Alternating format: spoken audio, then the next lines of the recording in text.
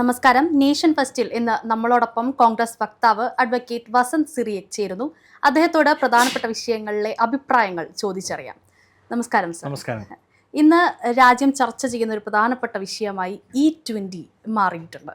ഇതിൽ നീറ്റ് പരീക്ഷ ക്രമക്കേട് ഉൾപ്പെടെ ചർച്ച ചെയ്ത സമയത്തും CJP എന്ന് പറയുന്നൊരു മുന്നേറ്റം വലിയ രീതിയിൽ രാജ്യത്താകമാനം ഒരു ചർച്ചാ വിഷയമായി. ഇന്ന് E20 ജനതാ പാർട്ടിയും അവരുടെ ഒരു ഐഡന്റിറ്റിയും സമൂഹ മാധ്യമങ്ങളിലൂടെ തുടക്കം കുറിച്ചിട്ടുണ്ട്. എന്നാണ് ഈ വിഷയവുമായി ബന്ധപ്പെട്ട് സൂചിപ്പിക്കുന്നത്? നോക്കൂ, ഈ എഥനോൾ കലർത്തിയ പെട്രോൾ വിൽക്കുന്നത് നമുക്ക് അവോയ്ഡ് ചെയ്യാൻ പറ്റില്ല. കാരണം നമ്മളെ സംബന്ധിച്ച് നമ്മുടെ ഇമ്പോർട്ടിംഗ് ആണ്, നമ്മൾ പെട്രോൾ കൂടുതലായിട്ട് ഇമ്പോർട്ട് ചെയ്യുക. അപ്പോൾ നമുക്ക് ഇവിടെ തന്നെ ഉൽപ്പാദിപ്പിക്കാൻ പറ്റുന്ന ഒരു സംവിധാനം എന്ന നിലയിൽ ഈ ഇഥനോൾ സംവിധാനം നമ്മൾ ഉപയോഗിക്കണം എന്നുള്ളതാണ് യാഥാർത്ഥ്യം. പക്ഷേ ഈ ഇഥനോൾ ഉപയോഗിക്കുമ്പോൾ അതിന് നമ്മുടെ വണ്ടികൾ പ്രിപ്പയർഡാണോ, വാഹനങ്ങൾ പ്രിപ്പയർഡാണോ എന്ന പ്രധാനപ്പെട്ട ചോദ്യമാണ്. ഇന്നിപ്പോൾ ശ്രീ നിതിൻ ഗഡ്കരിക്ക് പാർലമെൻറ്റിൽ സമ്മതിക്കേണ്ടി വരികയാണ്, ഇതുപയോഗിച്ചാൽ വണ്ടി കേടുണ്ടാവും, ഇതുപയോഗിച്ചാൽ മൈലേജ് നഷ്ടം ഉണ്ടാവും. അപ്പോൾ നമുക്ക് അതർ ഓപ്ഷൻ ഉണ്ടോ? അതില്ല. കാരണം ഈ എഥനോൾ അല്ലാത്ത പെട്രോൾ മേടിക്കാൻ ഇപ്പോൾ കൃഷ്ണേന്ദു നാളെ തീരുമാനിക്കുകയാണ് എൻ്റെ വണ്ടിയിൽ എഥനോൾ അടിക്കണ്ട, കാരണം വണ്ടി പോകുമല്ലോ, അപ്പോൾ വേറൊരു പെട്രോൾ അടിച്ചേക്കാം. ആ പെട്രോൾ ഈ രാജ്യത്ത് കിട്ടുമോ? കിട്ടില്ല. കിട്ടുമെങ്കിൽ 40-60 രൂപ കൊടുത്ത് E+ എന്ന് പറയുന്ന പവർ പെട്രോൾ വേണം മേടിച്ചടിക്കാൻ.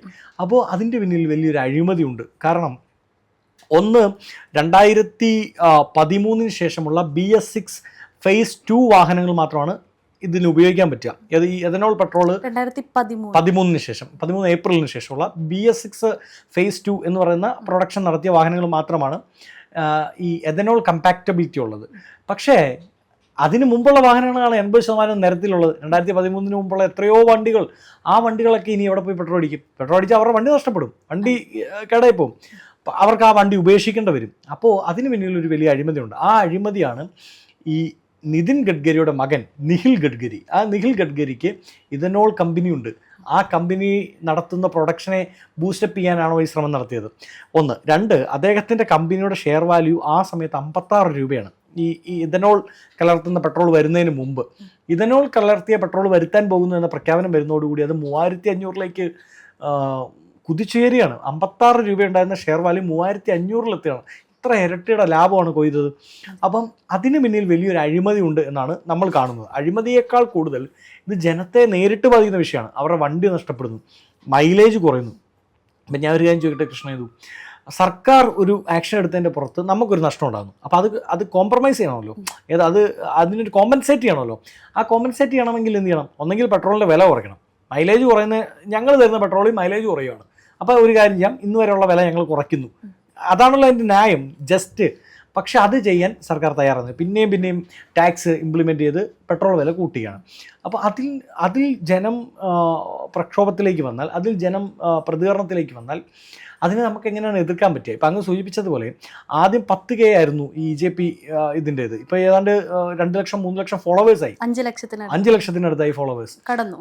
അപ്പോൾ അത് വലിയൊരു സമരമായി മാറും. നിതിൻ ഗഡ്കരിക്കെതിരായ ആ മന്ത്രിസഭയിൽ മിസ്റ്റർ ക്ലീൻ ഇമേജ് ഉണ്ടായിരുന്ന ഒരാളാണ് നിതിൻ ഗഡ്കരി, മോദിയുടെ മന്ത്രിസഭയിൽ.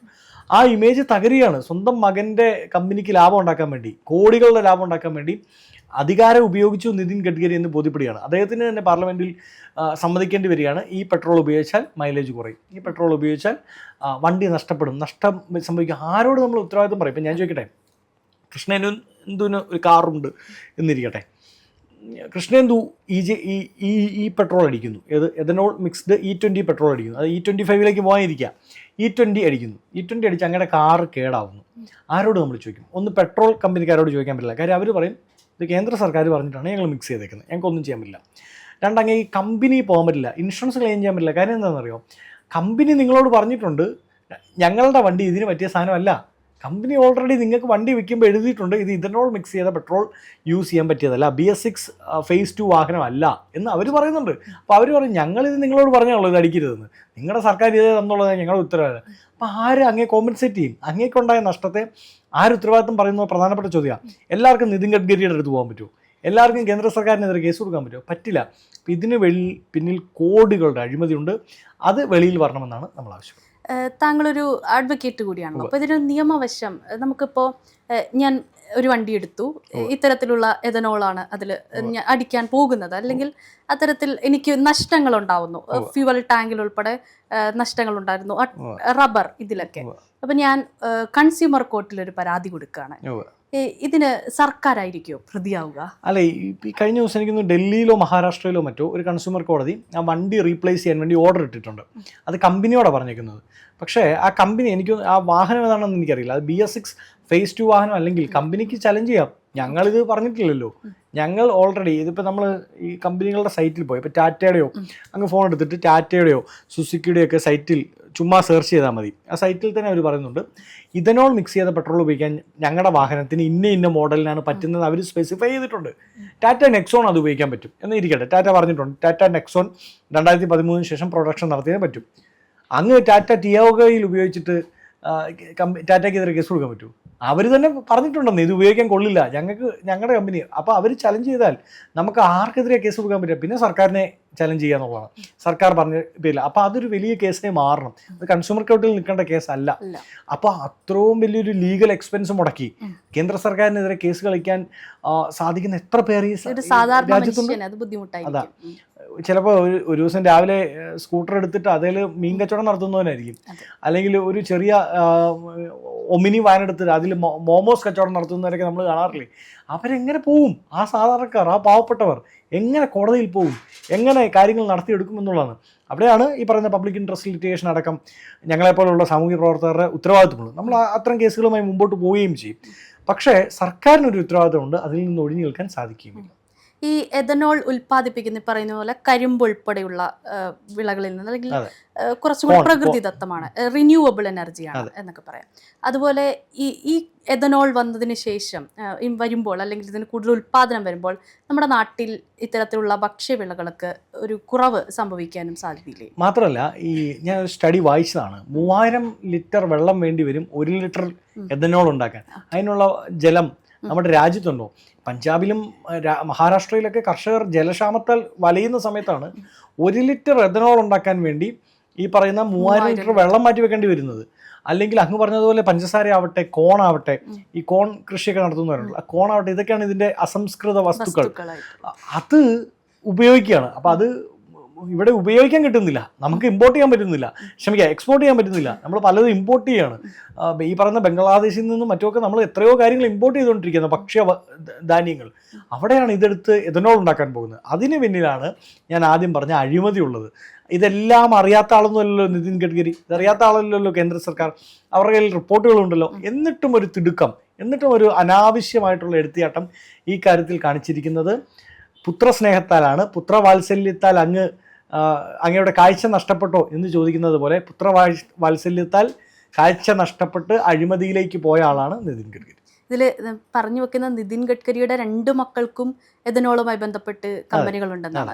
അതും ഒരു പ്രധാനപ്പെട്ട വിഷയം തന്നെയാണ്. അതുപോലെ ഈ കേന്ദ്ര സർക്കാർ എന്നും ഇത്തരത്തിലുള്ള ശബ്ദമുയർത്തുന്നവരെ അടിച്ചമർത്താനാണ് ശ്രമിക്കുന്നത്. ഇപ്പോൾ എക്സിലും സമൂഹ മാധ്യമങ്ങളിലും തനിക്കെതിരെ നടക്കുന്ന വ്യാജ പ്രചരണങ്ങൾക്ക് അതിനെതിരായിട്ട് അദ്ദേഹം ഹൈക്കോടതിയെ സമീപിച്ചിട്ടുണ്ടായിരുന്നു, ബോംബെ ഹൈക്കോടതിയെ സമീപിച്ചിട്ടുണ്ടായിരുന്നു. അല്ല, ആ കേസ് നിൽക്കില്ല കൃഷ്ണൻ. കാര്യം എന്താണെന്നറിയോ? ഇദ്ദേഹത്തിനെതിരായുള്ള പ്രചരണം എന്ന് പറയുന്നത്, ഒന്ന്, ഈ വാഹനത്തിൽ എഥനോൾ പെട്രോൾ അടിച്ചാൽ വാഹനത്തിന് കേടുവരും എന്നുള്ളതാണ് ഒന്നാമത്തെ പ്രചരണം. അത് അദ്ദേഹം ഇന്ന് സമ്മതിച്ചു, കേടുവരും എന്ന്. അപ്പോൾ നമ്മളത് പറയുന്നത് സത്യമാണ്. രണ്ടാമത്തെ അദ്ദേഹത്തിനെതിരായിട്ടുള്ള ആരോപണം, ഈ പറയുന്ന ഇത് ഉപയോഗിച്ചാൽ മൈലേജ് കുറയും എന്നുള്ളതാണ്. അതും അദ്ദേഹം സമ്മതിച്ചു. ഇനി ആ കേസ് എങ്ങനെ നിൽക്കും? മൂന്നാമത് അദ്ദേഹത്തിന് പറയാൻ പറ്റുന്നത് ഡിഫമേഷനാണ്. എൻ്റെ മകനുമായി ബന്ധപ്പെടുത്തി, മകന് കമ്പനിയുണ്ട്, മകൻ്റെ കമ്പനിക്ക് 58 രൂപയായിരുന്നത് 3500 ആയി, സൗരവിൻ്റെ കമ്പനിക്ക് അതിനേക്കാൾ വർധനവുണ്ടായി. അപ്പോൾ ആ ഡിഫമേഷൻ കേസ് നിൽക്കുമെന്ന് എനിക്ക് തോന്നുന്നില്ല. പിന്നെ ഇന്നത്തെ ഇന്ത്യയിൽ കോടതിയിൽ വർത്തമാനകാലത്ത് മറ്റൊന്നും ചിന്തിക്കാൻ നമുക്ക് പറ്റില്ലല്ലോ. അപ്പോൾ കോടതിയിൽ ചെല്ലുന്ന BJP നേതാക്കൾക്ക് അനുകൂലമായിരിക്കും വിധി വരുന്നത്. പക്ഷേ അരിയാഹാരം കഴിക്കുന്നവർക്ക്, ഇഥനോൾ പെട്രോൾ അടിക്കുന്നവർക്ക് മനസ്സിലാവും ഇത് അഴിമതിയുടെ ലാഞ്ചനയിൽ തന്നെയാണ് ഇദ്ദേഹം ചെയ്തത് എന്ന്. E20 ജനതാ പാർട്ടി, അതിലേക്ക് കടക്കാം. ഒരു സമൂഹ മാധ്യമങ്ങളിൽ മാത്രം ഒതുങ്ങിപ്പോകുന്നൊരു മുന്നേറ്റമായി ഇത് മാറും എന്ന് താങ്കൾ വിചാരിക്കുന്നുണ്ടോ? ഒരിക്കലും ഇല്ല. CJP അങ്ങനെയാണല്ലോ ഇവർ പറഞ്ഞത്, ഓൺലൈനിൽ മാത്രമുള്ള പാറ്റകൾ എന്ന് വിളിച്ചു കൊടുത്ത് ആ പാറ്റകൾ തെരുവിലിറങ്ങി ഈ സർക്കാരിൻ്റെ ഒരു കസേരയെ കാർന്നു തിന്നുന്നത് നമ്മൾ കണ്ടു. ഈ EJPയും അങ്ങനെ തന്നെയായി മാറും. ഈ പാറ്റകളെ പോലെ ഈ പറയുന്ന കൂട്ടം ഈച്ചകൾ എന്ന് നമുക്ക് പറയാം, ഈ ആണല്ലോ, ആ ഈച്ചകൾ സർക്കാരിന്റെ ചെവിയിൽ മൂളി അവരുടെ സ്വൈര്യം കെടുത്തും എന്ന് തന്നെയാണ് ഞാൻ പ്രതീക്ഷിക്കുന്നത്.